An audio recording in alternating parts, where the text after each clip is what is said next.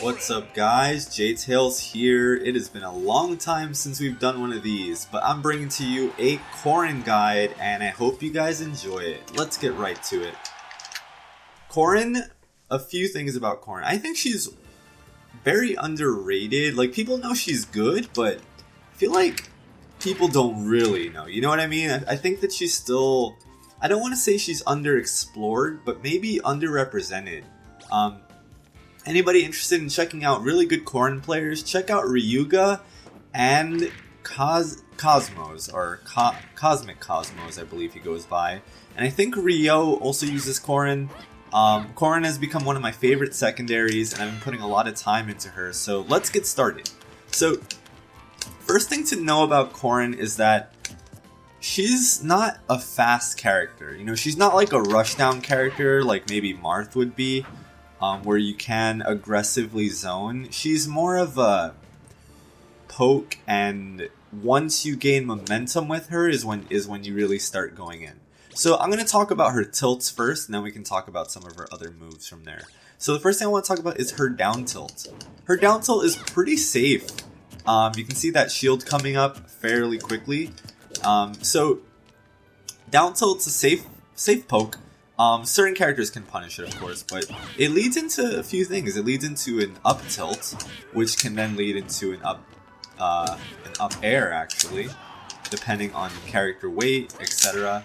So there are a few things her down tilt's useful for. Just like kind of if you're playing footies with somebody and you manage to tag them with the down tilt, you can down tilt into up air, and that's solid. Up air is also one of her kill moves, as we're seeing Fox almost die at around 90.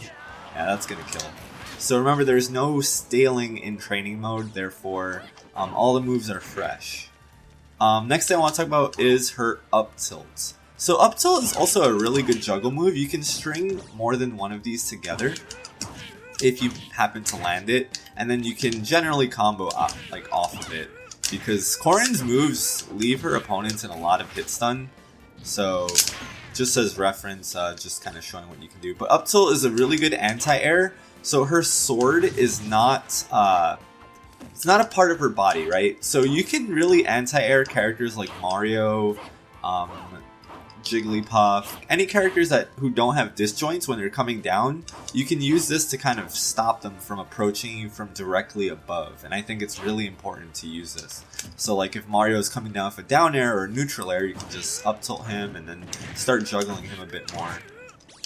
Alright, so brings me to talk about F tilt. F tilt's it's relatively safe. Down tilt is faster, I believe, by a few frames. But F tilt doesn't really give you much. It's kind of like just a poke move if you want to test the water. F tilt is probably one of the moves I use least when I play Corrin. I'd rather use down tilt in almost every case, simply because it's faster, and I can combo off of down tilt. So the only reason you probably use F tilt is because I think it deals more percentage. Yeah, it deals 10% rather than 7%, so that's why F tilt would be better. But I think down tilt's optimal. Alright, so that covers her tilts. I also want to talk about her dash attack. Her dash attack is incredibly unsafe. If you do this into somebody's shield, they're going to block it and they're going to punish you hard. So you don't want to use dash attack, you want to use it sparingly. It could be used if you need like a quick punish and you need to get over there quick because Fox just like whiffed and up smash.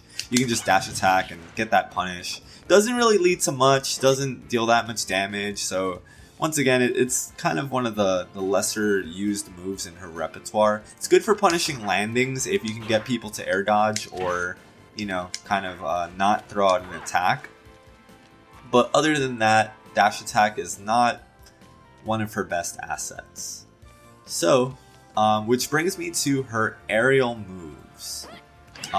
Nair being probably the most prominent since it hits on the backside as well. Look at that animation. Let's zoom in a little bit. I just want to show you guys just how nice her Nair is and how useful it could be. Where's the camera? Let's zoom into it. Actually, I'm going to do the 1/4 or the 1/2 hold L. Alright. So, yeah, so it hits behind also She swings both of her sword and her blade arm as well. So if you can use it basically to land sometimes, and it'll hit behind just as coverage. But generally, you're gonna want to use back air in that case. It's just another option because it covers a lot of space. So it's also a really good zoning tool in the air. But the most powerful usage of Nair is going to be its juggle ability, I want to call it. So if you land with Nair and you hit someone, you can combo off of that and continue your string. So anywhere from mid percents, even at some low percents, you can get like a Nair into up tilt, and then from there you can keep it going. Nair, Nair, down tilt, up tilt, fair, double jump Nair. So off of Nair you can get quite a bit. But you don't want to use two Nairs. Generally you want to use Nair and then forward air, because that combination comes out faster if you try to do double Nair, because double Nair is just not that fast. So like you want to alternate between Nair and fair when you're trying to rack up some damage. So arguably you could use fair in the same way. It just depends on the situation. Fair is going to send people further away from you. So at higher percents, it's going to be less reliable to combo with. But you can get some strings going with fair. And that's not a true combo. I'm just messing around on Fox. But fair is good too. Fair is, I want to say more range. But Nair is longer lasting and hits behind. So in the cases that you'd use fair instead of Nair, fair will kill. Nair won't really kill earlier. Fair kills earlier. So it all depends on your opponent's percentage and what you can string together. But you want to alternate between Nair and fair when you can. So like I can do fast fall fair to, yeah. So I couldn't have strung another fair there. So like if I do fast fall fair, let me put him to about 20%. If I do fast fall fair to rising fair, maybe 30%. I then do a falling Nair there because I couldn't have strung another fair while I was falling. Let's see. Could have, but Nair's just better in that scenario because it comes out faster. So you don't want to give the opponent a moment to try and DI out of the situation. So I like fair to Nair, generally alternating. So yeah, in some cases the moves can be used in conjunction. Like it doesn't matter which one you go for, but sometimes it does matter because fair hits them further away horizontally, and Nair sends them up more. If that makes any sense. So there's that. Back air. Back air is a great tool. Back air is safe. So if Fox blocks my back air, he cannot punish me. He can't if I hit him with the tip of my wings. So like short hop back air is really good pressure. The same way Bayonetta and Zero Suit have safe back airs, you can't punish them for it.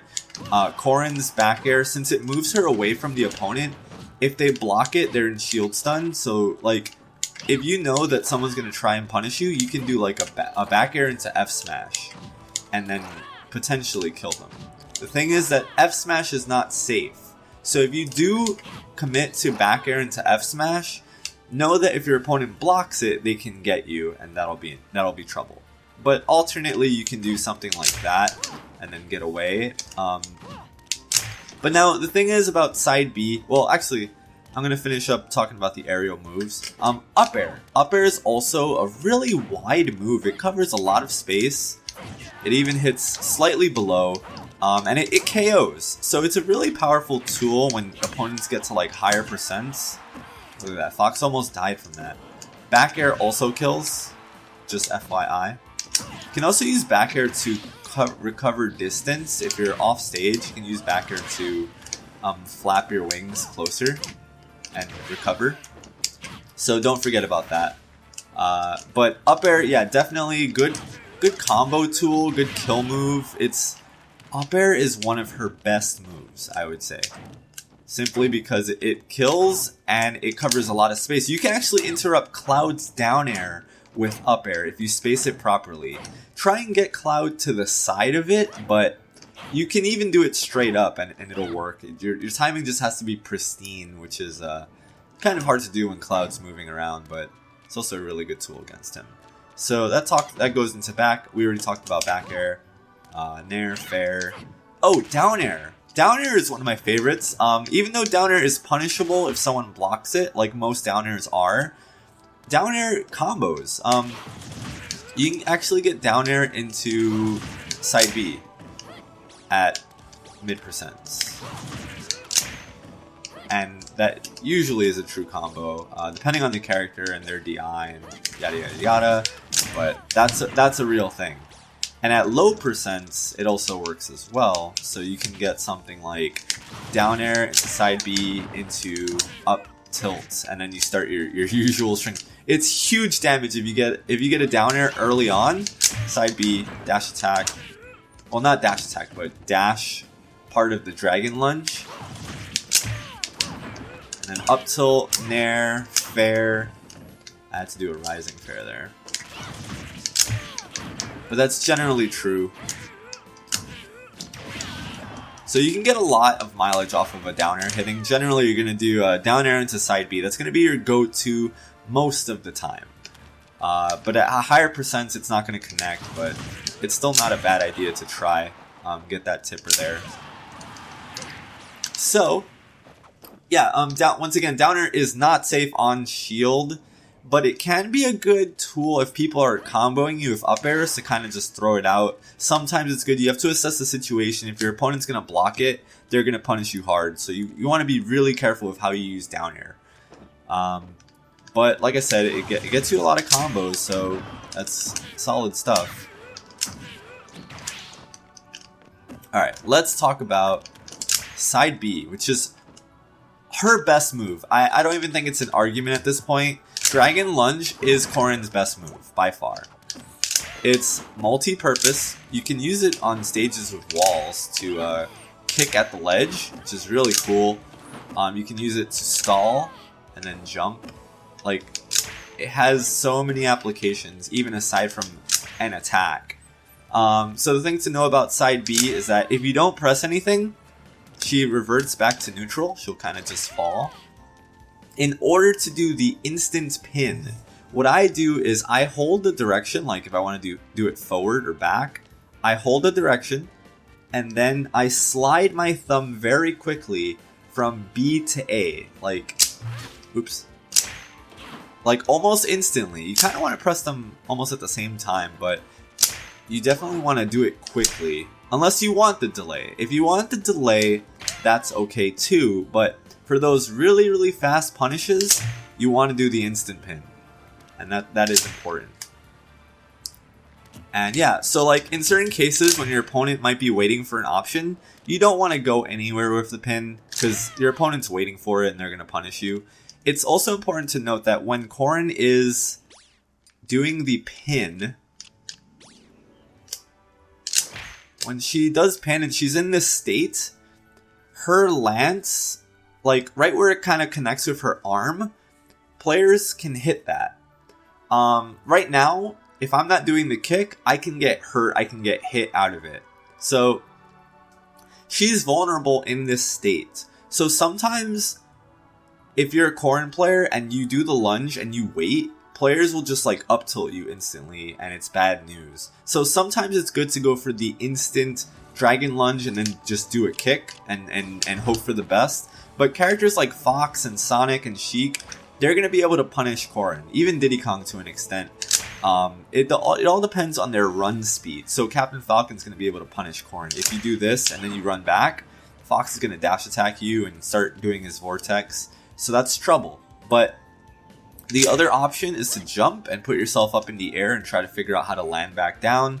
The other option, which is actually the most safest option, is to just go off stage and then recover back to the ledge. The only issue is that now you're on the ledge and you have to perform a ledge option and guess. but you can do a few. You can do that. So if like you think they're gonna chase you and you want to do it off stage to be safe, you do that. You back air and then you up B back to the ledge, and then from there you got to figure out how to make your way back onto the stage, which you can mix it up. So after you do side B and you jump, you can double jump after that, assuming you haven't used your double jump. So it's a good, it could be a good mix up if you're trying to figure out how to land. And I think that's pretty good. But you want to be careful. If you do it on someone's shield and you do the kick into them, if they block it, they're going to punish you. So in most matchups against slower characters, you want to just do it away. And you're pretty safe, actually. People can't, like, not many characters can actually punish that. So it's like a safe attack that deals a lot of damage, and it could kill. Like tip or side B kills if you can get the hit right at the tip. Whoops. So yeah, tip or side B is very, very good. It can 2-frame people when they're recovering. Oh, Fox went right through that. Interesting. So yeah, side B, one of the best moves. If you're in a certain matchup, you can kind of abuse side B. It kills too, which is insane. You can use it to stall on the ledge. It just has so many purposes. You can KO people with it. It can 2-frame. Sorry guys, that was my phone going off. I should silence it. So yeah, could definitely kill. Kills if Corrin has rage, it kills as early as 80% on the ledge if you can tip or side B somebody. And if you learn the timing for it, it is huge. Almost as good as tip or F smash actually. Tip or F smash will also kill very, very early if you tipper it. So that is also important to keep in mind. Alright, let's talk about F smash actually. F smash is a really good option for covering ledge options. So if your opponent's on the ledge, it's not bad sometimes to charge forward smash right here. And if you're lucky, or if your opponent doesn't DI out of it, you can actually get the KO because it holds them there and then you get the kill. So this covers, I believe, 3 out of the 4 ledge options. If you charge F smash here, it covers forward get up, it covers get up attack, and it covers jump. Because the computer always jumps, and we saw that I hit him there. So the only thing that beats it out is if someone does like a ledge attack from down low, or they roll through you. So there's 2 options that beat charging F smash here. And if you think they're gonna roll on, you can charge F smash this way. It also beats most of the ledge options, and then after they roll, you get to tip or F smash them. Can also angle it down depending on the matchup. It's important to angle it down if you're trying to 2-frame people. To do this, you just press, like, do the F smash and you hold down on the joystick after you finish.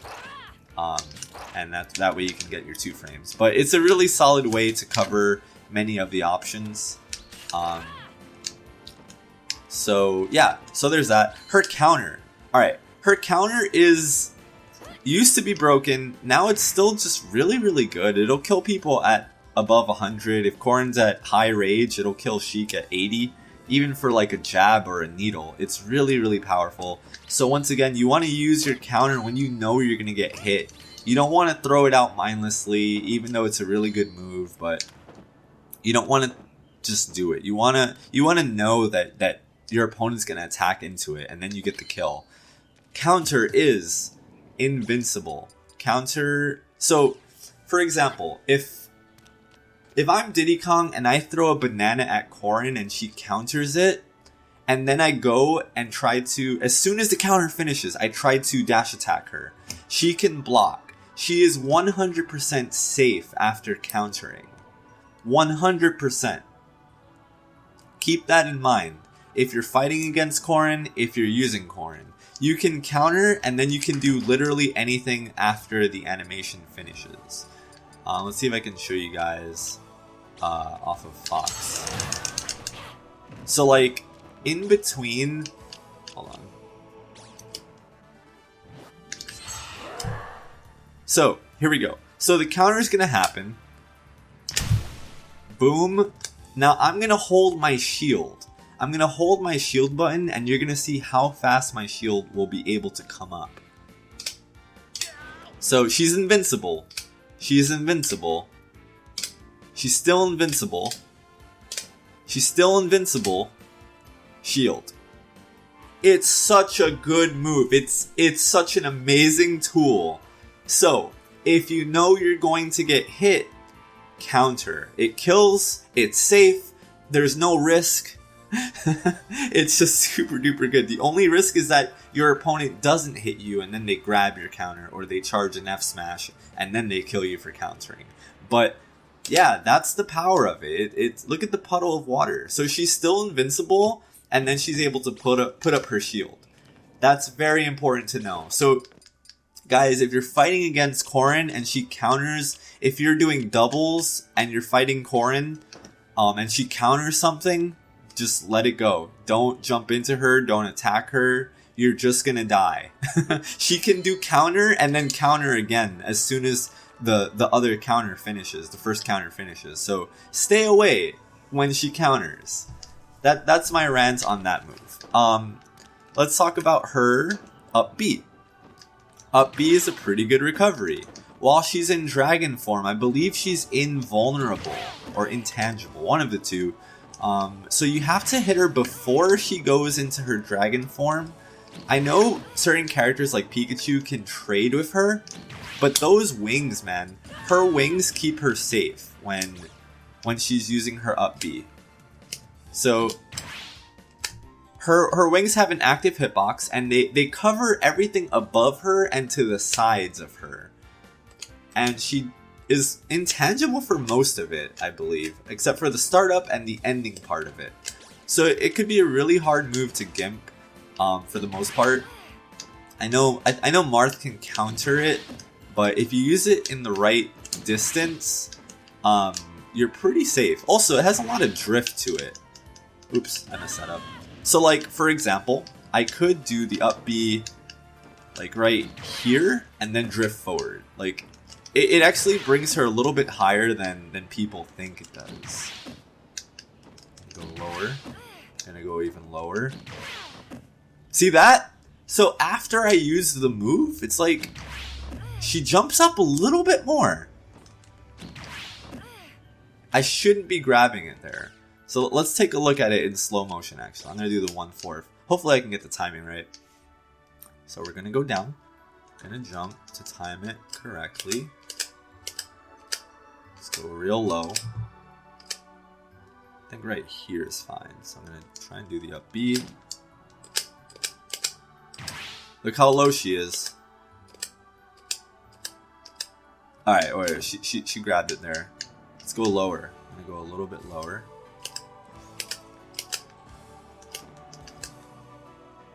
Can she make it? I gotta go lower, guys. Sorry. I'm just scared I'm gonna die. Okay. That's pretty low. I think I'm gonna die, actually. Okay, up B finished. Oh, but you see that little increase? So she goes higher than you might think, because she pops up a little bit more after the up B's finished. So keep that in mind when you're recovering. You can really sweet spot it. Yeah, I feel like she shouldn't make that, but she does. That's crazy. That's too low. But you guys see what I'm talking about, so that's the point. Up B, you can do it forward and go really horizontally, or you can hold back and kind of go straight up with it. Or you can do up and then drift forward. You can do forward and then drift back.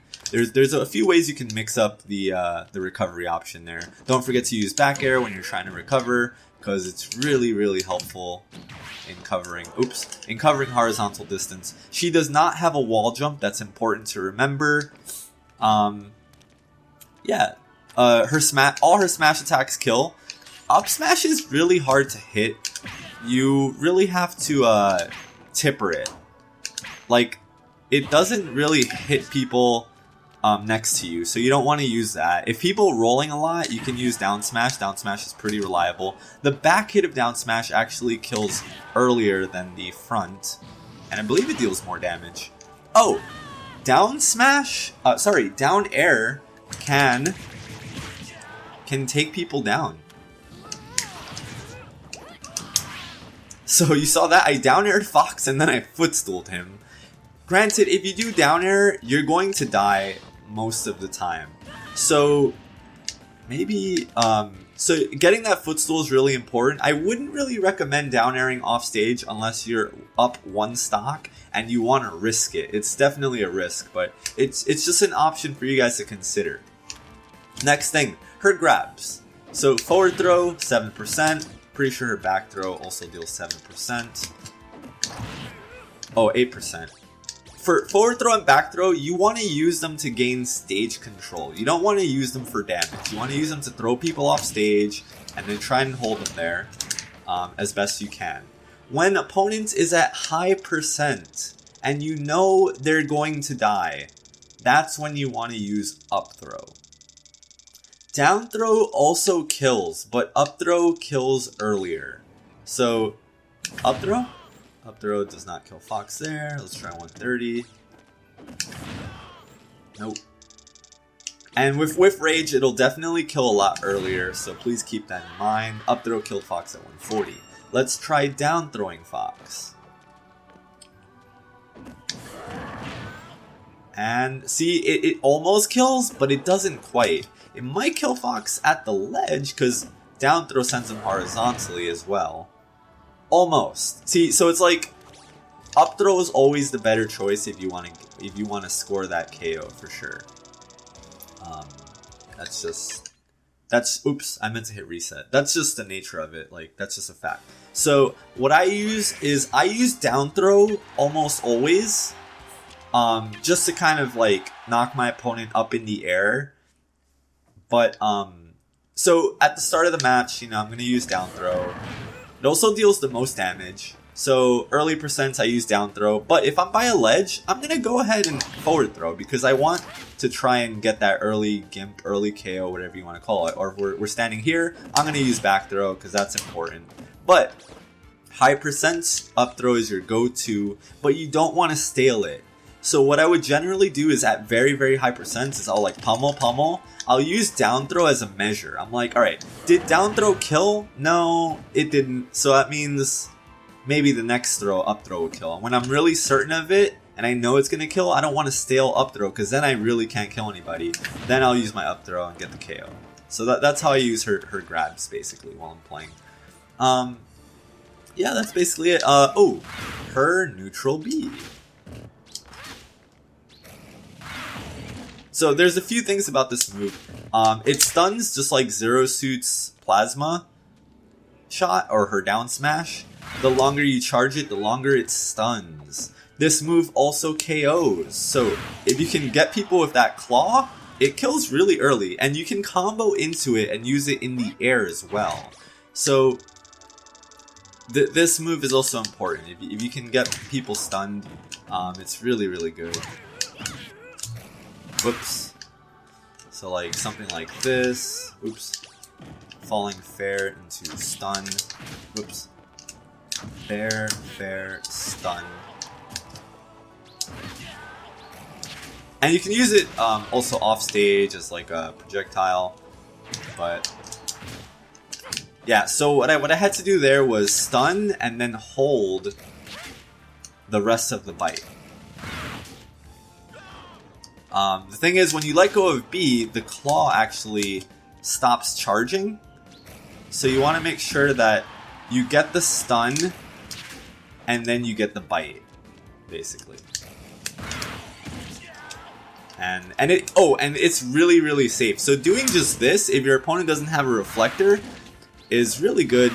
It's relatively safe. You don't want to charge the claw too much.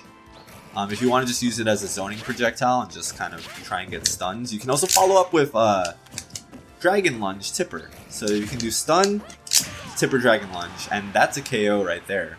But you have to react quickly. It's not an easy move to follow up off of. So yeah, that's basically it. I think we talked about all her moves. Up air KOs, down air is great for combos. Tipper F smash is important, but it's not safe if you If you miss it, if they block it, down smash is good for killing, backside is stronger, up smash tipper, use sparingly, dash attack, use sparingly, her tilts are solid. Oh, jab, jab, jab. Also, good way to rack up damage. And then her multi-jab is also solid as well. And you just do it by mashing A. Get a good 12% off of that. You can use down air for KOing, side B. The kick is really powerful. Tipper is also good. This is going to be your go-to, except if you're fighting fast characters. You want to be careful, because if they block it, they're going to get you. So do it off stage if you can, to try and stay safe against fast characters. And that's only worth it if you have to go for broke, or if you have a second stock. But that's basically it. I think Corrin is like top 15, almost for sure, and I think she's the most waifu character in the game. And that's just my opinion. But yeah, so if you enjoyed this video, please give it a thumbs up, and definitely subscribe to the channel if you found it helpful. Please share it with anybody who is a Corrin main, or is interested in learning the character. Thank you so much for watching, guys. I hope you've enjoyed this as much as I did. I will see you all next time. Later.